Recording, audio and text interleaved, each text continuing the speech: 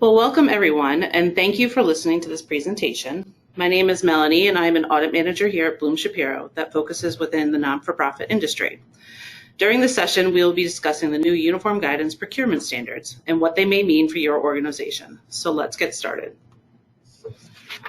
Under Uniform Guidance, which replaced OMB's Circular A133 for audits beginning after December 26, 2014, the procurement requirements related to the purchase of goods and services charged to federal awards were significantly changed. Federal regulations on the purchasing and procurement required a fully documented, detailed set of practices which focuses on full and open vendor competition to maximize cost effectiveness. What's important to note about this point is that fully documented is probably something that you will hear significantly through this presentation. It is one of the most important parts about the new procurement policy and something we really want to make sure that everyone focuses on. Due to the increased administrative burden placed on recipients of federal rewards, the grace period was offered and the implementation of procurement standards was delayed 3 full fiscal years. What's important to note about this too is that when we say recipients of federal awards, this also means awards that were federal passed through the state to your organization. So if you received pass-through money that was not just originated at the state, it was originated with the federal government, these requirements do pertain to you. So as we mentioned, the grace period has ended and everyone receiving and expending federal funds must implement the new standards. For December 31st year ends, you are required to implement the standards on January 1st, 2018. For June 30th year ends, you must implement the new standards on July 1st, 2018. For September 30th year ends, you must implement the standards on October 1st, 2018. So for anyone who has a year end of December 31st, 2018, you were required to implement these standards this past January, and your audit firm will be testing compliance with these requirements during the December 31st, 2018 year end audit. Under the new standards, an organization must maintain records sufficient to detail the history of procurement and applicable thresholds being utilized, which we'll go through in detail very shortly so that you'll understand all of the different thresholds that are available to you. You must maintain oversight to ensure that contractors perform in accordance with the terms, conditions, and specifications of their contracts or purchase orders. For each organization, this oversight will vary depending on the types and amounts of the contracts that you have. You must maintain written standards of conduct covering conflict of interest and governing the actions of your employees engaged in the selection, award, and administration of your contracts. As I mentioned, again, you must have these standards in writing so that they are in line with the procurement standards. Ensure that the costs incurred are necessary and cost effective.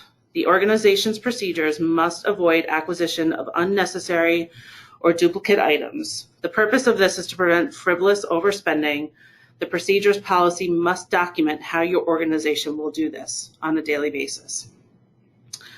Lastly, you must ensure that all procurement transactions provide full and open competition. The intent is to limit only utilizing one vendor or purchasing certain items only from one provider. So now we'll move on to the different methods of procurement and what is available to your organization. There are 5 available methods depending on the dollar amount of the purchase that you're about to make.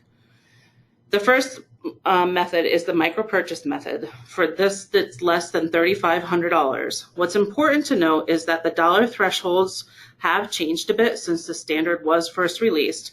So as we go through the next couple of slides, you'll see some changes that came in place, and it's important that you pay attention to the dates as to when these standards were applied. So under MicroPurchasing, for the original dollar threshold of $3,500, there are no competitive quotes required. You're able to just go through your purchasing as you would under any other method. You are required to spread your purchases out among qualified suppliers.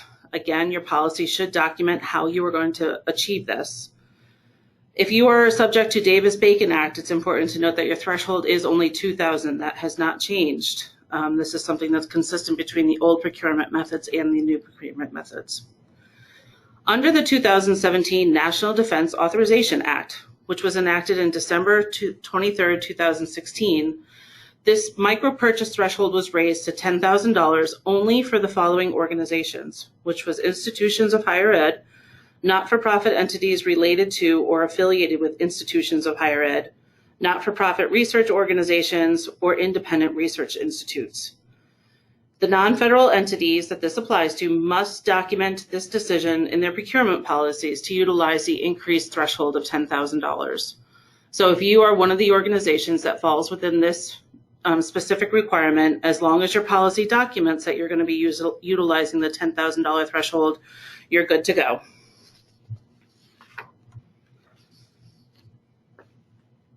Under the 2018 National Defense Act, enacted December 12, 2017, this threshold was raised to $10,000 for all non-federal entities. So it redefines the levels for these thresholds in uniform guidance and applies to all non-federal entities except states and for all federal grants. The important thing to note is the effective date. So this change became effective upon the issuance of OMB Memorandum M1818, which was issued June 20th, 2018, after the 2018 supplement. So essentially, periods beginning after June 20th, 2018, your policy can now document that your micro-purchase threshold is $10,000. The memorandum that I mentioned above addresses the timing of the threshold changes. It grants an exception to certain sections of uniform guidance, allowing recipients of existing federal financial assistance to implement the threshold as described in the memorandum. So it's important that you can go on and search for that memorandum and really read the specific details. It is also very important to note that early implementation of this is not allowed. So you cannot use this increased threshold prior to June 20th, 2018. And again, the non-federal entity must document the decision to use this new procurement threshold within their policy. The next available method is the small purchase method. This is when you have purchases between $3,500 or the $10,000 per the National Defense Acts and $150,000, which is the simplified acquisition threshold. Rate quotes must be obtained from an adequate number of certified qualified sources. The organization determines what adequate is for each procurement, but you must be documenting in your policy how you determine what adequate is defined as. Quotes can be obtained from suppliers or from public websites. And then under the National Defense Act, the simplified acquisition threshold increased to $250,000 upon the issuance of the memorandum I mentioned earlier. So again, as of June 20th, 2018, the range is now from $10,000 to $250,000, as long as you document that within your policy. The third available method is sealed bids, when the cost is over a simplified acquisition threshold of $150,000 or $250,000 per the 2018 NDAA. For this, you must have 2 or more qualified bidders. You must publicly advertise and solicit from adequate suppliers, and the lowest bidder for the fixed price contract wins. The fourth available method to you is competitive proposals. So when the cost is over the simplified acquisition threshold of $150,000 or $250,000, the proposals must be publicly solicited from adequate number of sources, and as I mentioned earlier, your policy should document what adequate means. You must have a written policy for conducting technical evaluations of reviewing the proposals and selecting the recipient. So how will you go about actually reviewing the proposals that you receive, and how will you go about determining which are technically accurate? The most advantaged bid wins. Price and other factors are considered. The last option that you can utilize under the new procurement methods is the sole source. This is any amount must meet one of the following requirements though. So the good or service is only available from a single source. So those instances when your organization must order something very specific, but there's only one provider, you can utilize this as long as you document this process. Only one source can provide the goods or services in the time frame required. So if there's a time issue, you can utilize the sole source method. If there are multiple providers or time is not an issue, you can obtain written pre-approval from the federal awarding agency to only utilize the sole source option. Or in instances where competition is deemed inadequate after solicitation attempts through one of the following methods. So a common procurement scenario for you is your entity is a June 30th fiscal year end and was not one of the covered entities included within the NDAA 2017 threshold. That's the one where there was 4 specific entities that were allowed to increase their procurement dollar threshold for micropurchasing to $10,000. The entity is required to implement the new procurement rules on July 1st, 2018, as written within the Uniform Guidance. This entity may utilize the increased thresholds described in the NDAA 2018, as long as they have fully documented its decision to do so within its documented procurement policies. A situation that this might pertain to is that your organization, you've had a procurement policy in place under these new standards. You've utilized the micropurchasing thresholds that were originally issued under Uniform Guidance.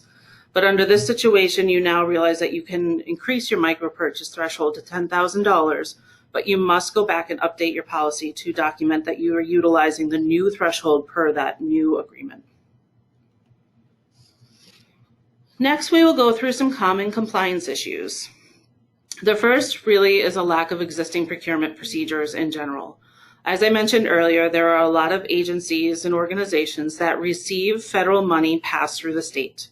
It is important to note if you are receiving the federal money, you are required to have a procurement policy in place, and the procurement policy must address all of the items that we just went through. Another compliance issue is the organization delayed their implementation of these standards per the grace period.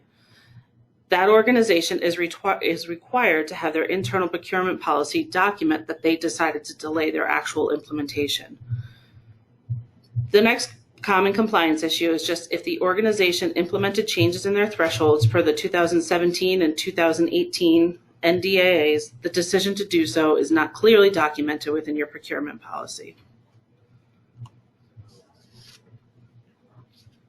Some of the more significant common compliance issues is inadequate written procurement procedures. So whether they do not address the Uniform Guidance procurement musts.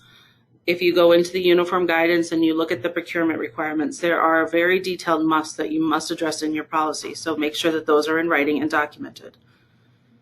It may not fully document procurement methods, including non-competitive procurements. So all levels should be clearly identified within your policy.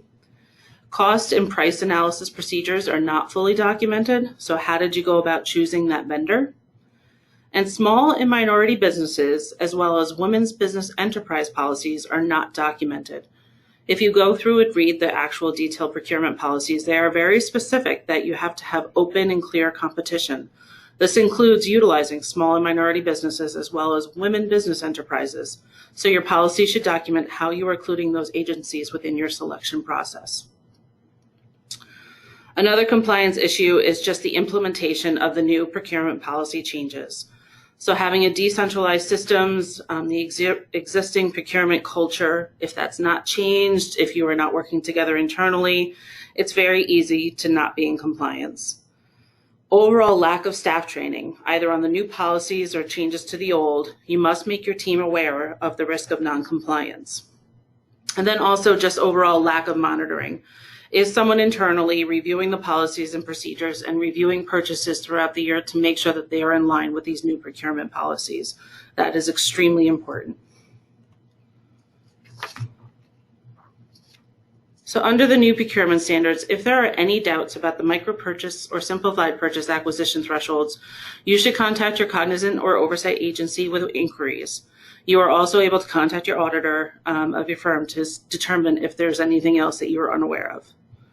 For December 31st year-end engagements, we as an audit firm will be testing the entity's compliance with the new procurement requirements during the 2018 year-end audits. If you have questions or concerns about this, please reach out to your audit firm prior to the year-end audits to make sure that everything is in place and all of your questions are answered. For June 30th year-end engagements, we will be testing the entity's compliance with the new procurement requirements during the June 30th, 2019 year-end audits.